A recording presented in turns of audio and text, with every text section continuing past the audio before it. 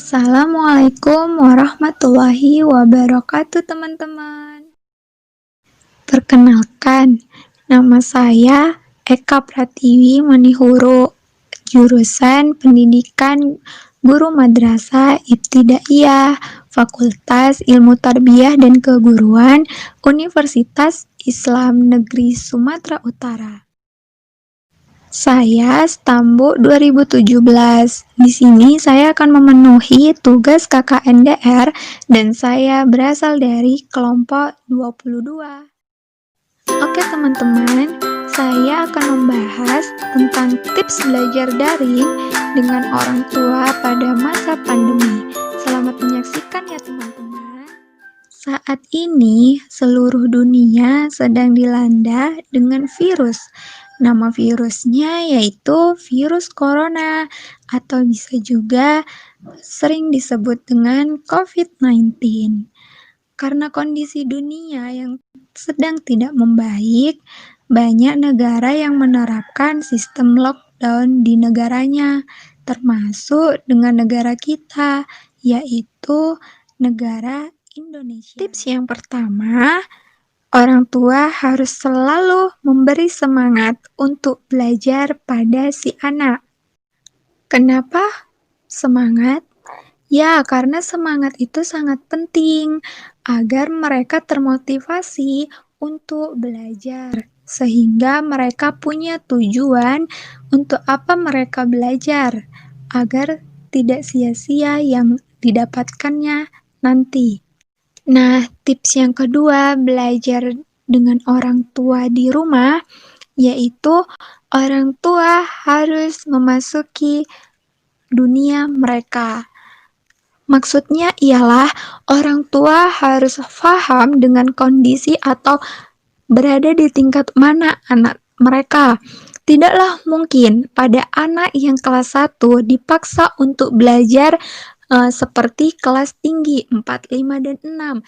Padahal pada masa itu anak masih butuh bermain, sehingga saat orang tua memiliki anak yang masih berada di kelas rendah 1, 2, dan 3 yang emang masih ada fase bermain, sebaiknya orang tua mengajari pembelajaran tersebut dengan diselingi permainan agar mereka tidak merasa bosan dan mudah menyerap apa yang dipelajarin oleh mereka. Dan pada saat orang tua memiliki anak yang sudah berada di tingkat kelas tinggi yaitu 4, 5, dan 6, barulah mereka bisa dengan tegas mengajari mereka.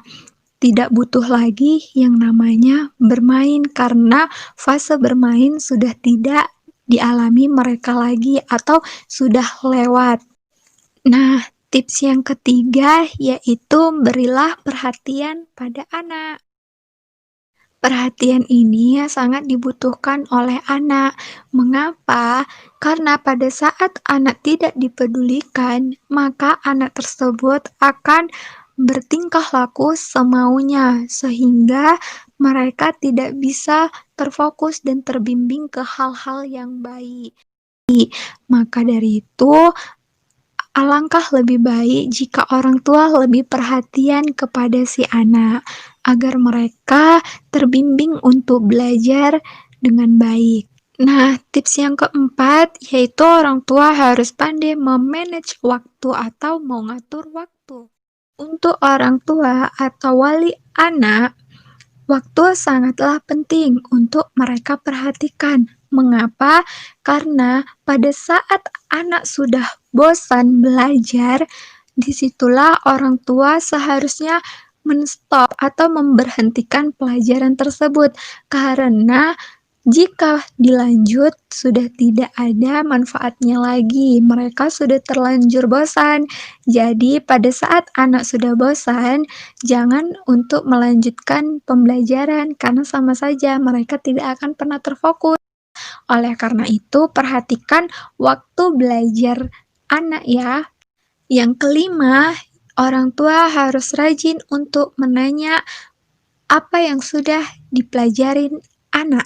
Orang tua atau wali, alangkah lebih baik untuk menanyakan pada si anak apa yang sudah mereka pelajari, baik dengan guru mereka secara online ataupun pelajaran yang mereka pelajari dengan orang tua. Dengan begitu, anak akan dapat terus mengingat apa yang mereka pelajari, sehingga anak tidak lupa dan tidak sia-sia untuk mempelajarinya.